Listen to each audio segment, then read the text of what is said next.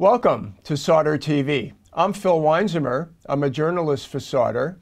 I'm also an author and a consultant, and my recent book is on the strategic CIO, and that's the topic of our conversation today with a strategic CIO. The topic today is leadership, and one of the strategic CIOs who really understands leadership more than many others is John Milazzo, who's Chief Information Officer for Kodak Alaris.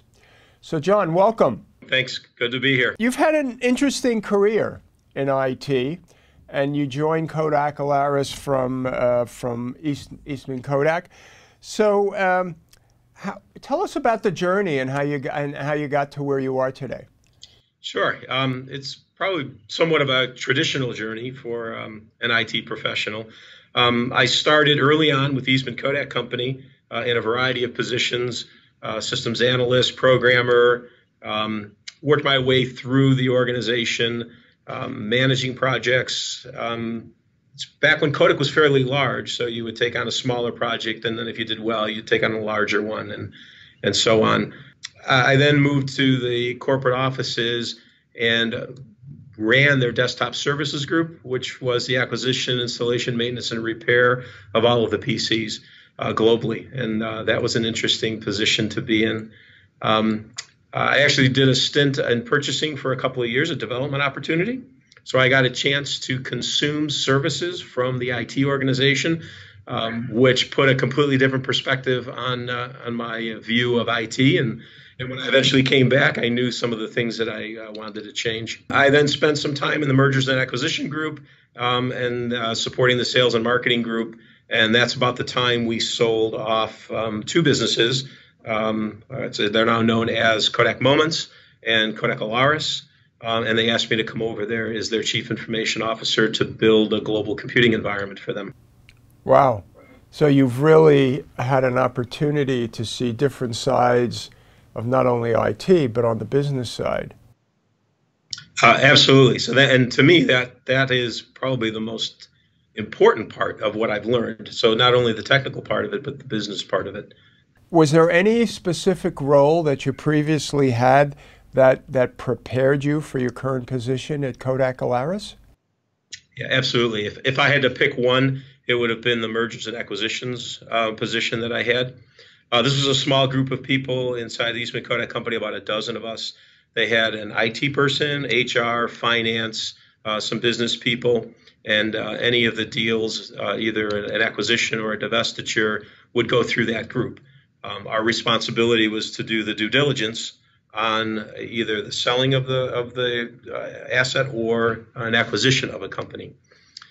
What that forced me to do is think more like a business person, because I was sitting around the table with an IT hat on, but had to understand the accretive nature of a deal and listened to all of the different aspects of what that deal would entail. So it may have been a great deal from a product perspective, but may not have been a very good deal from a human capital perspective.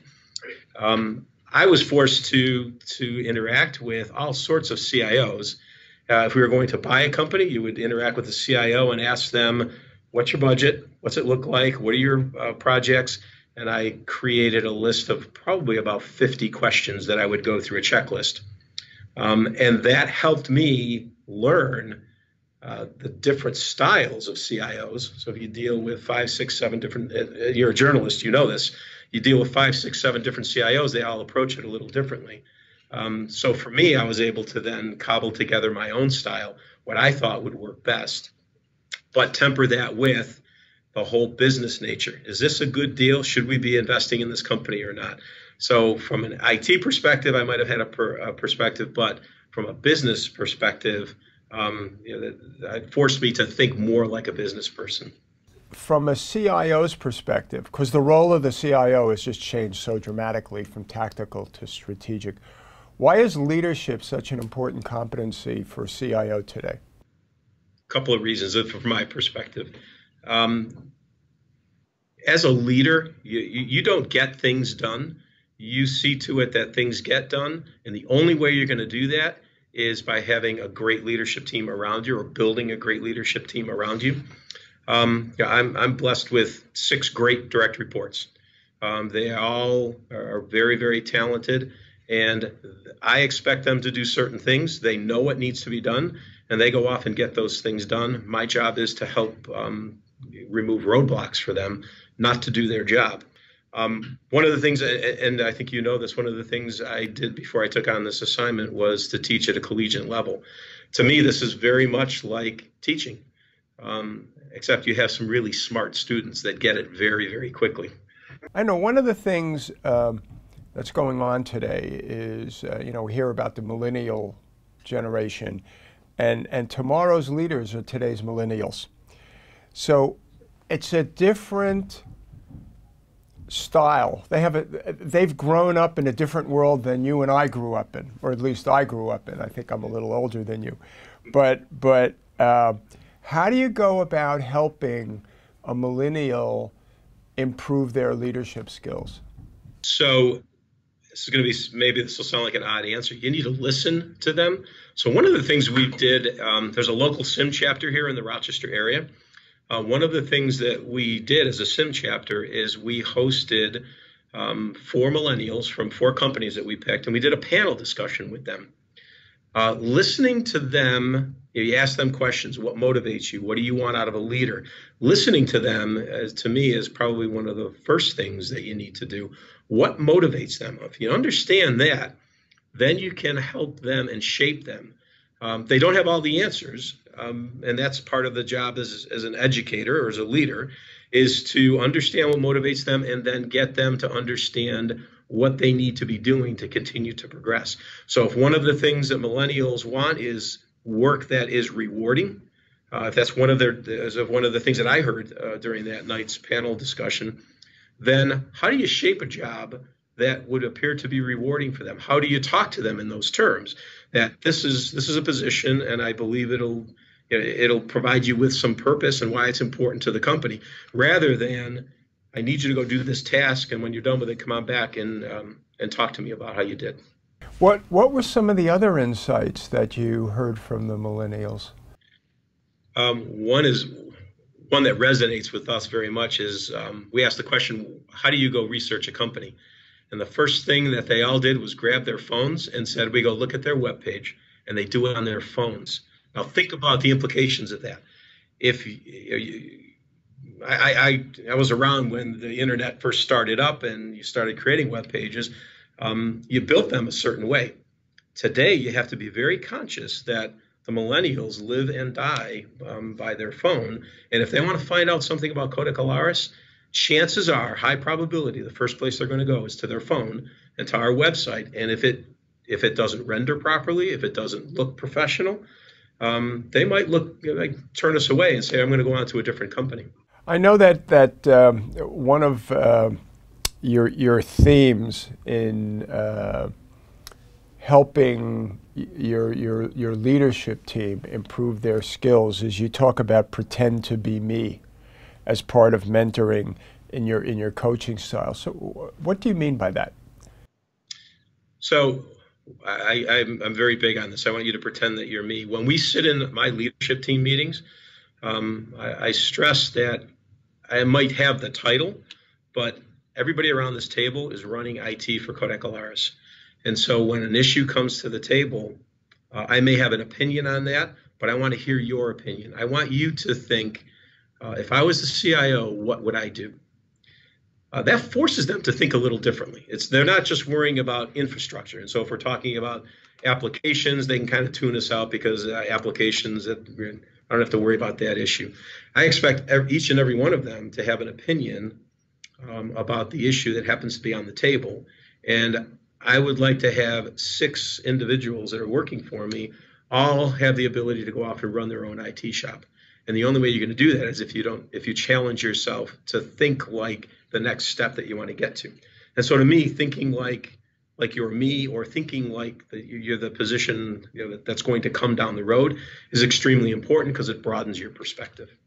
So earlier you talked about the fact that when you have your leadership team with you, you basically tell them, they are you and they, but they are really running or helping IT. You're just sort of guiding them through the process and helping them through the stumbles and fumbles.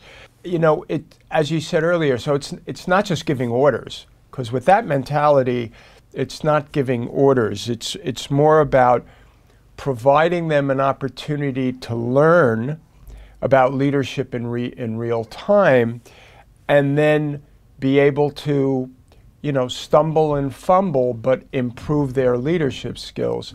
So how do you go about doing this? Because I know you and I have spoken previously, and I think it'd be an interesting insight for the viewers to hear. Yeah, we hear a lot about allow people to fail and fail fast.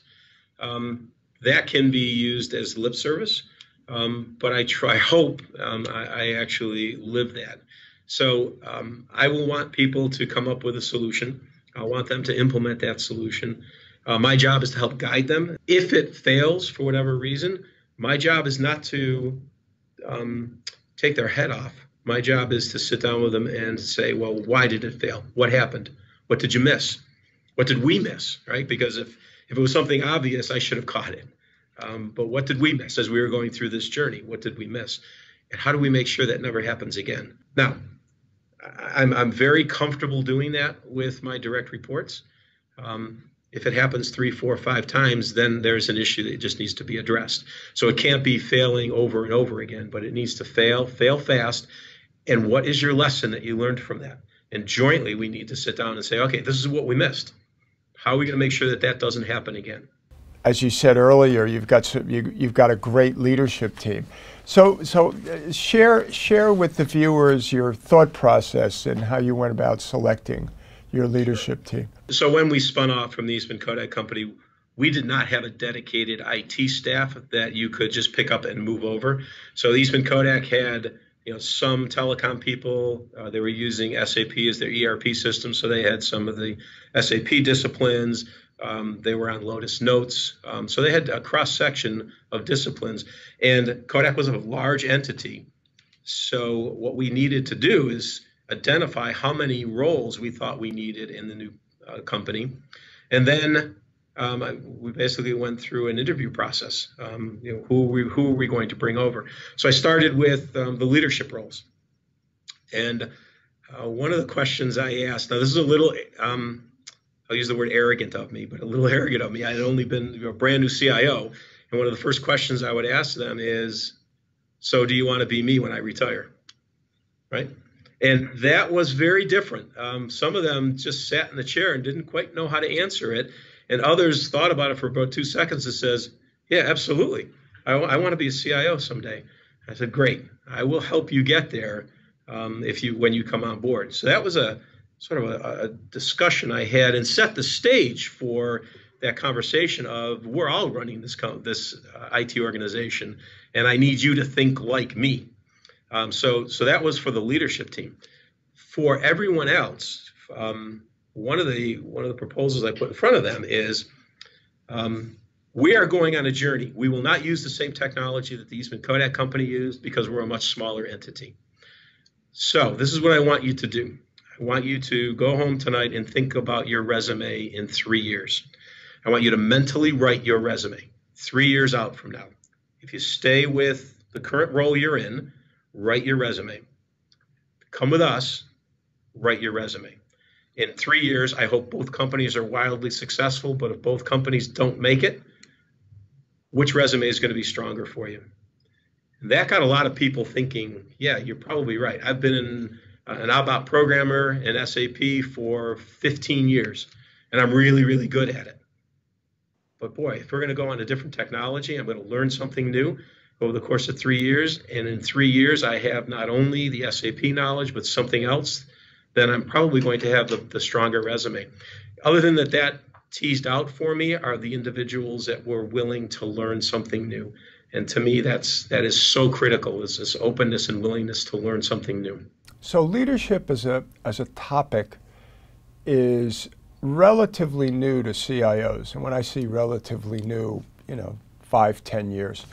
Prior to that, there was this evolution of chief information officers or IT leaders, because they didn't have the CIO title, was a cost center. I'm an IT guy. It's all about code and running code.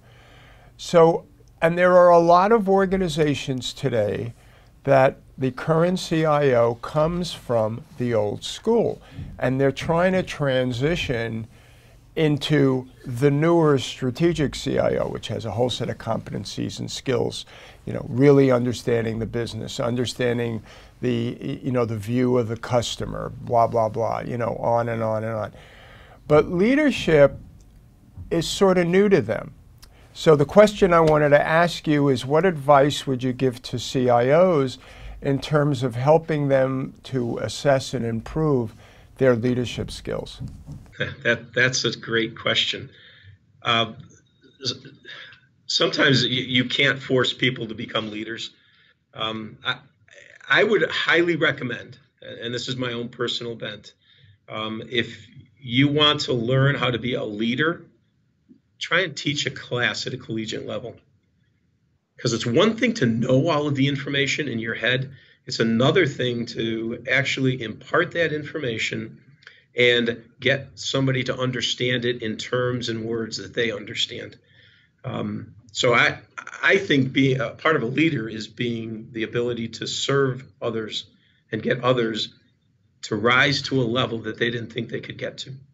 And again, there's some people who believe their job as a CIO is to just cram in the latest technology, the latest tools. If we're headed down the blockchain path, just cram that down and not worry about bringing other people along with the journey. To me, it's a journey, and you are there to help serve others. And just think of the power of having 6 brains thinking about the same problem versus 1 brain. It's just so much more rewarding for me, because I do not believe when I sit in my leadership team meeting that I'm the smartest person in the room. So there's a little humility there, but I don't believe that. And I do believe that there are people around that room, given a particular topic, are smarter than I am on that, which is great. I bring it all together, hopefully, and I bring the business acumen with it, because I'm now also talking to the presidents, the CEO, the CFO, to understand where the company is headed. So, John, you talk to a lot of executives, and they talk about, boy, am I lucky to have this job. I just fell into it. And then there are others that believe it's not luck. It's how you prepare for it. And I know you have a philosophy about it, and you also share that with your leadership team. So talk a little bit more about how do you prepare? What role, if any, does luck play in leadership? I have a favorite quote that I use a lot. That's luck is where preparation meets opportunity. And when people say, "Boy, you fell into that. You got lucky to be at the right place at the right time," and that's true in this role. I fell into the right place at the right time. But if you believe luck is where preparation meets opportunity, the opportunity came along. But if I wasn't prepared for the position, I would not have done as well as I think I've done in this role up to this point. So preparation is important. When I challenge my team to think like me, that's part of preparation. It's not just thinking like a telecom person or a programmer. It's thinking of the next step, so that when that opportunity comes, you're prepared for it. It doesn't mean the opportunity will be there. When I learned this when I was going through that M&A role, thinking, boy, I see all these CIOs. If I was ever a CIO, this is how I would run it. This person did this really well. That person did that very well. That person did that very well. So I was preparing for a role that I didn't know it would come my way. I didn't know if it would or wouldn't. That was the preparation part of the equation. The opportunity part eventually came to me. And so when people look at me and say, boy, you really fell into that role, you got lucky, I'm back to, yeah, there was some preparation and opportunity that came together. So, John, your insights have been invaluable, and I really appreciate the time you took to have this video interview. Very helpful. I'm sure the viewers will really like it. So again, thank you very much. It was my pleasure. Thank you for having me. Well, thanks for joining this segment of Sauder TV as we heard about leadership from John Milazzo, Chief Information Officer for Kodak Alaris. Look forward to seeing you on the next segment of Sauder TV.